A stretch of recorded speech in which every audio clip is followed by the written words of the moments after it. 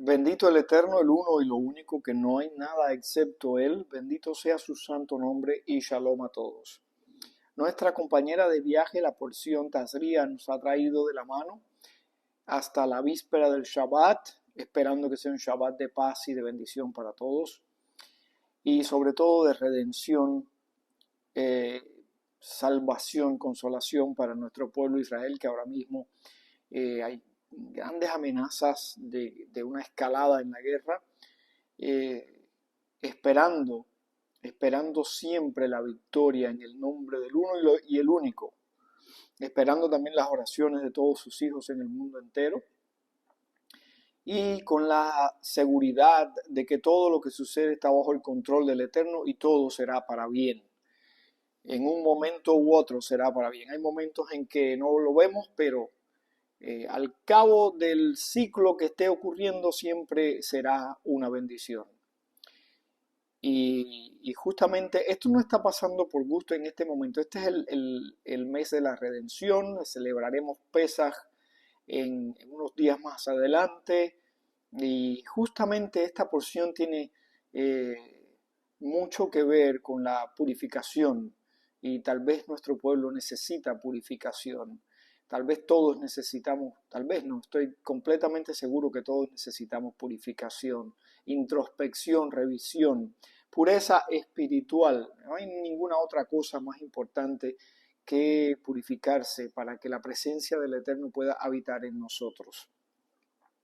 Esta porción comienza hablando del tema más hermoso y sagrado que existe, que es la concepción y la gestación y la entrada en el mundo de una nueva vida, evento en el que nos asociamos con el uno y el único.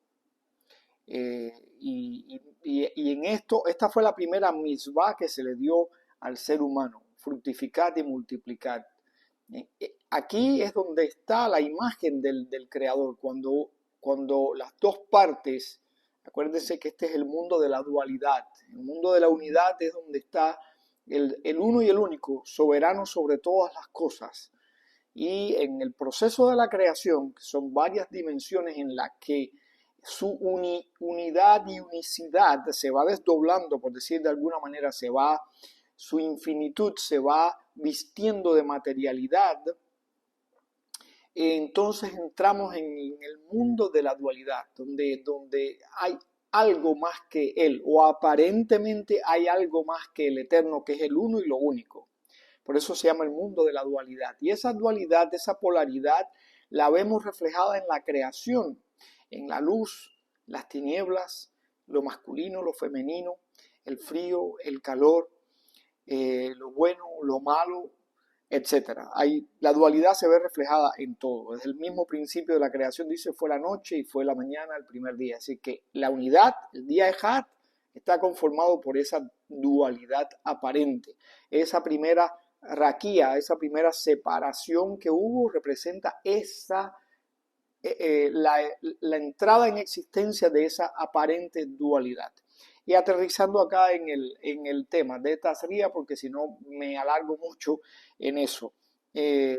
Comienza hablando de ese evento único, trascendental, incomparable, que por el hecho de ser tan común, pues le restamos un poco de importancia, pero que es algo absolutamente incomparable, que es la concepción, la gestación y la traída al mundo de una nueva vida. Y la porción de esta semana dice que cuando una mujer da a luz, ya explicamos la diferencia de cuando da a luz a un varón, cuando da a luz a una hembra, pero dice que cuando da a luz tiene que traer una ofrenda por el pecado. Muy interesante, una oveja o un cabrito y una paloma o una tórtola. Y si no tiene para la oveja y el cabrito, pues dos palomas o dos tórtolas. Interesantísimo eso. Si este es el acto más sagrado, más hermoso que hay, en el cual nos asociamos con el uno y el único, porque sin la presencia, sin la intervención de él, no puede existir otra vida, no se puede engendrar, crear, traer al mundo otra vida. Entonces, ¿cómo es que una mujer que da a luz tiene que traer una ofrenda por el pecado? ¿Cuál es la razón por la que haya que traer una ofrenda por el pecado? Nuestros sabios explican que cualquier pensamiento o palabra que no tenga una naturaleza santa, o sea, que no esté alineada con los propósitos de la Torá, ya contamina este proceso, sea durante la concepción, durante el embarazo, durante el parto. Sabemos que esto es un proceso difícil, para algunas mujeres bastante difícil, y puede haber algún pensamiento negativo. Somos seres humanos, somos de carne y hueso, y tenemos debilidades como humanos, como seres limitados, imperfectos, en el sentido de que estamos limitados por la materia. Nuestra conciencia quiere crecer, nuestra alma nos impulsa hacia arriba, nuestra conciencia quiere romper los límites, pero recuerden que en el universo, en el mundo físico, estos límites nos aprisionan. Ese es el Egipto nuestro. Y entonces, en este proceso, desde que se inicia hasta que se termina este proceso, puede haber algún pensamiento impuro, puede haber alguna palabra negativa. Sabemos que incluso en el momento del parto a veces las mujeres dicen cosas debido al dolor, al sufrimiento, pueden decir cosas incluso que tienen la categoría de una promesa o de un voto. No voy a pasar más por esto o cualquier otra cosa. Y eso constituye pecado, eso de alguna manera impurifica en 1% este acto hermoso, sublime, incomparable de traer una nueva vida al mundo. Esa es la razón, según nuestros sabios, o una de las razones por las que se debe presentar una ofrenda. En mi modesto punto de vista, yo creo que también está implicado el hecho de la contaminación espiritual que heredamos, de cierta manera podemos decir que heredamos, que compartimos, porque ustedes saben que hay pecados, pecados que debido a su trascendencia, a su alcance, pues cada generación recibe y cada individuo recibe 1% de esa contaminación espiritual. Pecados como por ejemplo el de Jabá y Adán, o pecados como el del becerro de oro, tienen un alcance tremendo, y otros pecados más, pero estos son ejemplos clásicos, claves, porque el alcance de estos eventos pues llega a toda la humanidad presente y a la humanidad por venir. Es como la radiación, por ejemplo. La radiación es una contaminación de tipo físico que puede pasar por muchos años. Un lugar puede estar contaminado y viene una generación, viene otra, y todavía está el riesgo de la contaminación ahí, porque tiene es muy difícil, es algo que puede trascender en el tiempo, incluso que puede pasar de un contexto físico a otro muy fácilmente. Bueno, pues eso es una comparación, ¿verdad? Bueno, pues hay algunos pecados que de alguna manera pues han contaminado a las generaciones una tras otra, y todos heredamos un poquito de esa contaminación. Eso es una aclaración que quería hacer sobre esto. Y ahora quiero entrar en un tema, y por favor, es un tema delicado, pero no lo miren como una ofensa, no lo miren como una denigración, sino como un punto de partida para reflexionar sobre esto. Y yo creo que es válido reflexionar sobre cualquier aspecto de las escrituras. Y es el siguiente, ya que estamos hablando de la traída al mundo, la llegada al mundo de una nueva vida, el proceso de la concepción, la gestación y el alumbramiento de una nueva vida. A mí, pues, esto lo puedo vincular, o naturalmente lo vinculé a un evento muy importante. Estos escritos, este conjunto de escritos llamado Nuevo Testamento, especialmente los evangelios, llamados evangelios, que para mí, y aclaro, para mí es como literatura de ficción. Fíjense, la más exitosa literatura de ficción que se ha creado, que se ha escrito en el mundo, por el alcance, por la connotación que ha tenido. Es tremendo el alcance que ha tenido. Pero para mí es literatura de ficción, para mí es, la, la manera en que se entretejió o se entretejieron ideas mitológicas, ideas provenientes del mundo pagano, con conceptos hebreos y con el contexto cultural, histórico judío de la época. Eso es lo que es para mí. Y no pretendo con eso cambiarle la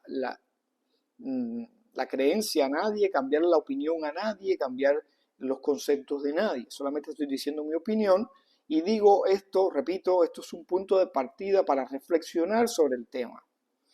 En los evangelios se habla del nacimiento. ¿Y por qué lo relacioné? Por la ofrenda de pecado.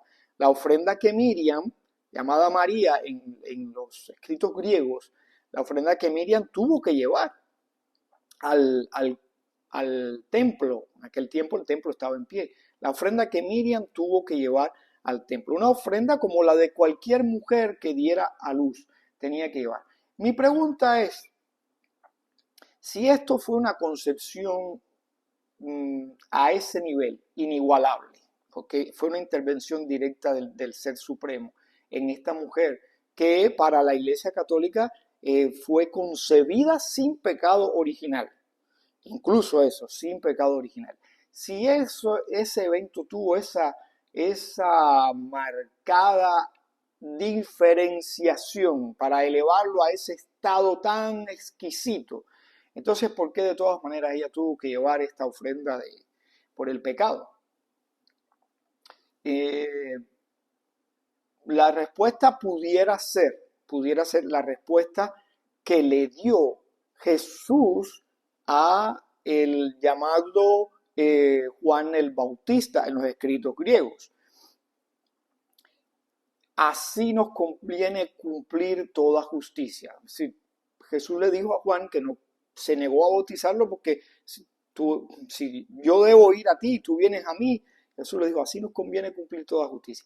Si esa fuera la respuesta, y yo no veo ninguna otra, si esa fuera la respuesta, así nos conviene cumplir toda justicia, y en verdad el asunto fuera cumplir con lo que está establecido, ¿por qué no se cumplió con lo que está establecido desde el principio? ¿Y por qué esta persona no nació del modo natural? Si para ser el Mesías no se necesita nacer de un modo, ser concebido de un modo extranatural, no hay necesidad de eso.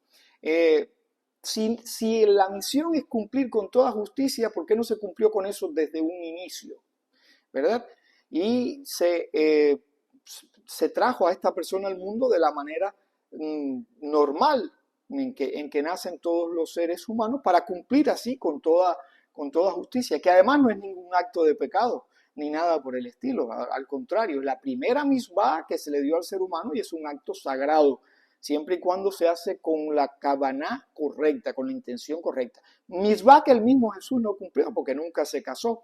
Algunos explican que en la época a algunos rabinos se les exoneraba de cumplir esta misbah para que se dedicaran exclusivamente al estudio. Bueno, eso no queda aclarado en ningún momento en los llamados evangelios, pero eso ahora no es lo más importante. Yo particularmente pienso que no hubo, aunque algunos escritos, algunos evangelios dejados afuera sí dicen que se casó y tuvo familia. Pero bueno, los que quedaron reconocidos como escritura inspirada, para mí no lo es, dicen que no, nunca se casó ni tuvo familia, con lo cual no hubiera cumplido, no hubiera cometido ningún error, ningún pecado, no hubiera dejado de ser el Mesías y en todo caso si lo fuera, que yo no considero que lo sea. Entonces, no había necesidad de llevar esto a ese punto si el objetivo es cumplir toda justicia de acuerdo al orden de este mundo y establecido por el Eterno y de acuerdo a los principios de la Torá. La otra cuestión es, Y este texto, por supuesto, que está basado en un error de interpretación, porque dice la Virgen, que dice que Miriam era una virgen, haciendo alusión a una profecía, un texto del libro del profeta Isaías, en el que el profeta Isaías le da una señal al rey Ahaz, y esa señal que se le da, bueno, es traspolada y aplicada a esta situación de una manera equivocada, desde mi punto de vista, desde el punto de vista de muchos sabios, eh, aplicada equívocamente a esta situación. En primer lugar, la palabra que se usa ahí no es virgen, eso es un tema bien conocido. La palabra no es virgen, sino una joven que puede ser una joven casada incluso, fíjense, o una joven que ya haya tenido una experiencia sexual previa. No se trata de una virgen en el sentido en el que el mundo occidental conoce la palabra. Eso es una aclaración en cuanto a léxico, en cuanto al texto específicamente, en cuanto a la semántica de la palabra. Pero si el punto era que tenía que ser de esa forma, una intervención divina, en todo caso, ¿por qué no escoger a una joven que no estuviera desposada? Porque Miriam estaba desposada con Joseph, con José.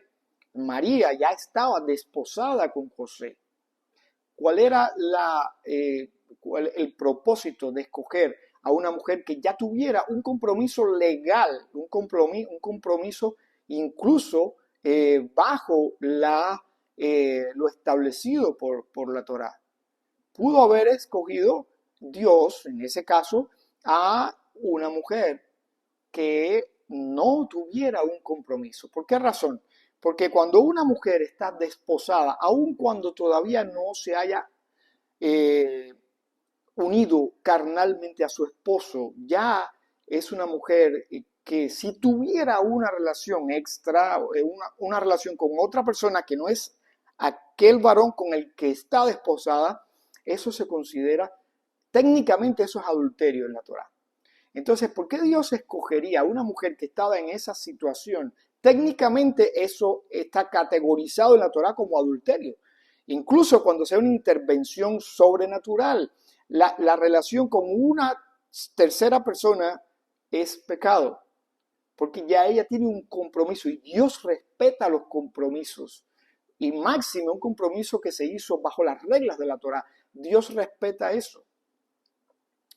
Entonces esto es algo un poco inconcebible. Técnicamente eso sería, pues bueno, un pecado. Dios, imposible. Eso no hay manera de que podamos asociar a Dios con el pecado en ninguna forma. Lo otro es si la razón fue que este niño que habría de nacer tuviera alguien que lo cuidara, entonces es como las aves. Hay un tipo de ave que yo no estoy seguro de que el nombre sea este, pero yo creo que es un ave que le dicen cucú en español, que él pone el huevo en el nido de otras aves, en el nido de otras aves, para que esos otros padres adoptivos, se hagan cargo de ese pichón. Si la tarea de ellos es solamente poner el huevo, sale el pichón del huevo porque la otra madre le da calor y bueno, pues ese pichón después es alimentado por esos otros padres. Entonces, una situación similar. Si era el objetivo de que el niño tuviera un padre que cuidara de él, es como si Dios hubiera dicho, bueno, yo lo traigo al mundo y que otro se ocupe de él. Y eso es como, bueno, sí, sabiendo qué es Dios, cómo es Dios, lo que podemos saber de él por las escrituras, no creemos que sea un acto de justicia divina, por cuanto Dios se puede ocupar, Dios se ocupa constantemente de su creación. ¿Cómo haría algo así?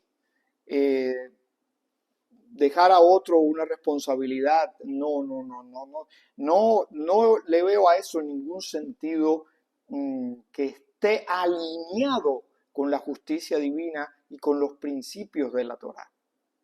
Y voy a leer el texto o algunas partes del texto por los que mencioné la palabra virgen, la palabra que en hebreo se dice alma, que es lo que se traduce como una joven, para que vean que no tiene nada que ver con la manera en que se usó posteriormente.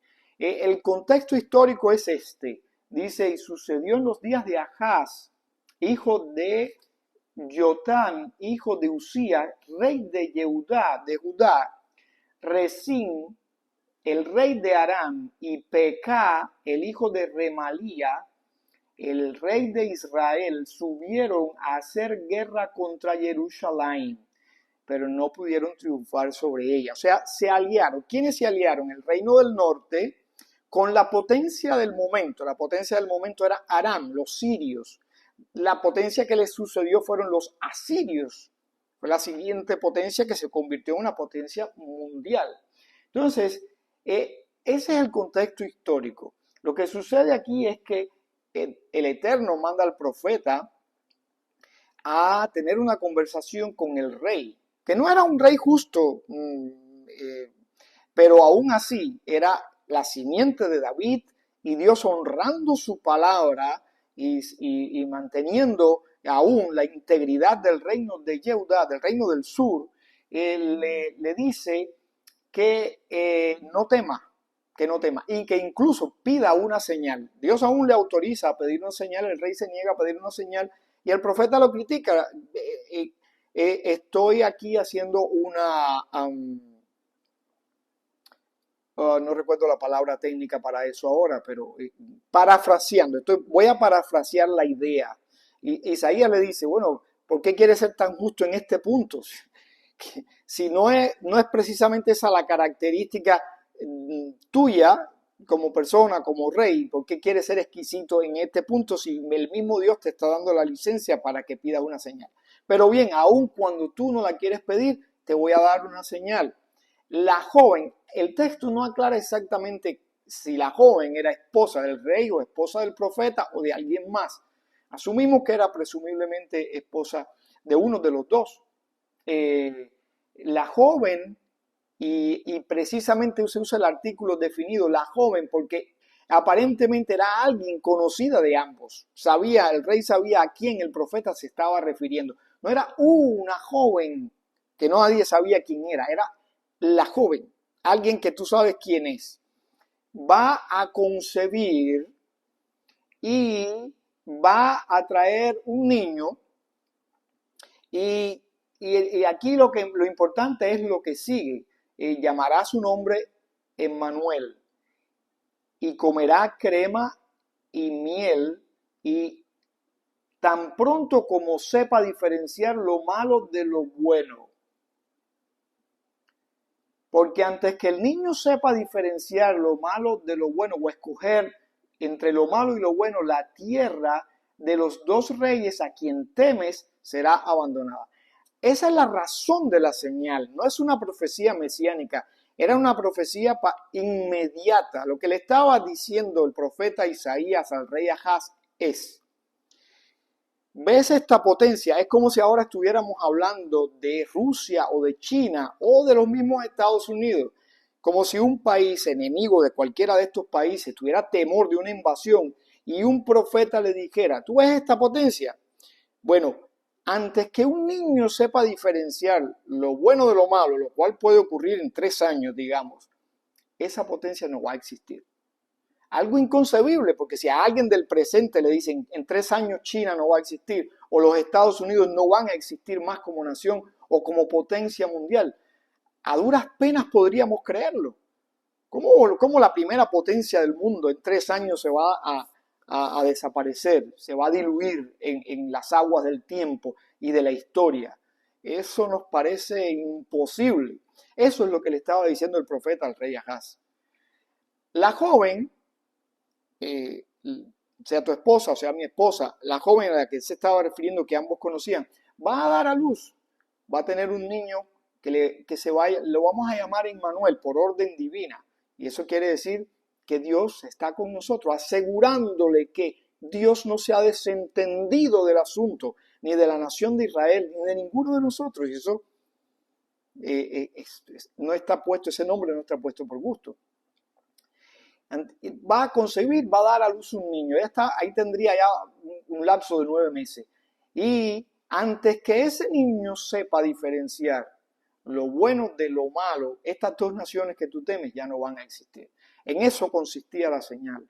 No tenía nada que ver con un Mesías futuro. Como otras profecías que se aplicaron equivocadamente, se sacaron de su contexto, de su propósito. Y yo no digo que eso no se pueda hacer. La escritura tiene de hecho una connotación universal y se puede aplicar en otros contextos. Pero hay escrituras que son específicamente, tienen una marcada intención. Es decir, que aunque se puedan aplicar en otros contextos, no se pueden aplicar con otra intención, para otro objetivo. En diferentes contextos sí, pero no con un propósito diferente, especialmente cuando ese propósito tiene la envergadura de la que estamos hablando aquí. Entonces, estas son algunas aclaraciones que quería hacer al respecto, no como conclusión, sino como punto de partida para que reflexionen sobre el tema. Sé que es un tema conflictivo, tal vez no del gusto de muchos, pero espero que tengan la madurez espiritual para asimilarlo, para pensarlo, para estar de acuerdo o no estar de acuerdo, lo cual es aceptable perfectamente. Pero sí para estudiarlo, para hacer preguntas. Me perdonan porque la verdad, miren, no soy muy ducho con el asunto de esta tecnología. A veces no sé ni cómo leer los comentarios, independientemente de que muchas veces no tengo tiempo para hacerlo, pero otras veces porque no sé ni siquiera cómo hacerlo. Y los he invitado a hacerme preguntas, pero si me las han hecho y no han tenido respuesta es porque ni las he visto. Pero se pueden comunicar conmigo de otra manera, pueden mandarme un mensaje a mi número de teléfono, esa sería una manera en que tal vez me sea más fácil atender a cualquier inquietud, cualquier pregunta. No hago ninguna promoción de ningún tipo porque ese no es mi interés. No me interesa la promoción, no hago esto con ningún fin de lucro ni nada por el estilo. Hago esto por una motivación que yo mismo no sé, no conozco hasta el fondo, pero que estoy seguro que es para bien. Y los dejo con esto, un abrazo a todos, deseándoles un Shabbat excelente y deseando la bendición, la redención de nuestro pueblo Israel, que en este mes en verdad veamos la redención, la mano del Eterno obrando poderosamente y también que tengan una fiesta de Pesaj, aunque antes de eso espero volver a tener un encuentro con ustedes, una fiesta de Pesaj de mucha bendición. Shalom.